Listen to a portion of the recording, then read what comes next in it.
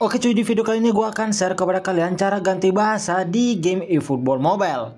Nah, seperti yang kalian lihat di sini di awal menggunakan bahasa Inggris ya teman-teman. Nah, berikutnya gue bakalan ubah ke bahasa Indonesia.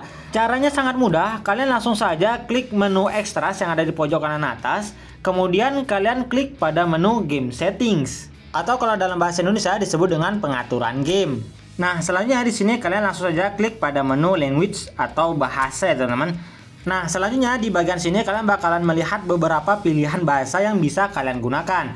Misal di sini gua pilih bahasa Indonesia. Caranya langsung saja kalian ketuk pada menu bahasa Indonesia, nanti bakalan ada tanda centang seperti ini. Selanjutnya klik menu done. Atau kalau dalam bahasa Indonesia disebut dengan selesai. Nah, sampai pada tahap ini kalian sudah berhasil mengubah bahasa di game eFootball Mobile. Sangat praktis dan mudah bukan? Jadi silakan kalian pilih bahasa yang kalian mengerti ya teman-teman. Semoga video ini bermanfaat. Jika ada yang kurang jelas silakan teman-teman komen di bawah. Jangan lupa like, subscribe, dan share video ini.